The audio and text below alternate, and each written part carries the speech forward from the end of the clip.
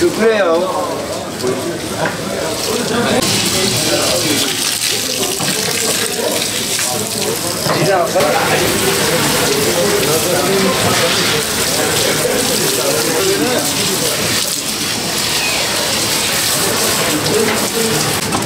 Usta Ali Tıpkır. İbrahim Şeker abi, Şeker kardeşim. İbrahim Şeker.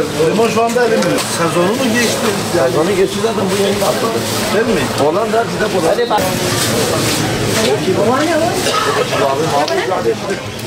Valla biber Ramazan'dan 70-80 milyon paraydı, şimdi 40 milyona düştü böyle. Domates, salatalık da bayramdan sonra 11'e 10'a düştü. Gene şimdi pahalandı. Dün 30'a aldık, bugün 22. 60-70 salatalık da Ramazan'dan 60 milyona satılıyordu. Niye fiyatlar düştü? Valla bilmiyorum, bu bahardan dolayı mı bilmiyorum. Bence yeni ürünler çıktı. Mal herhalde biriktirdi, böyle bahar geldi de çoğalmış ve ondan dolayıydı. Valla düşse daha iyidir.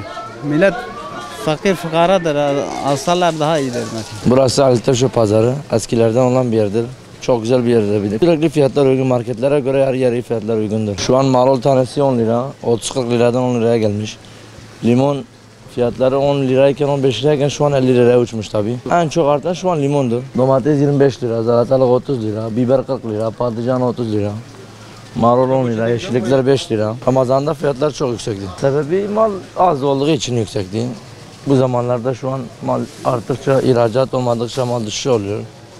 Öyle işte. İyidir, bizim için iyidir. Ne kadar düşse bizim için iyidir. Vatandaş rahatlıkla alıyor tabii. İnşallah sürekli devam etsin. Vatandaş iyice rahatça yesin. İstiyoruz yani bunu. Halkımız için hepsi yesin. İstiyoruz yani. Vallahi çok iyidir.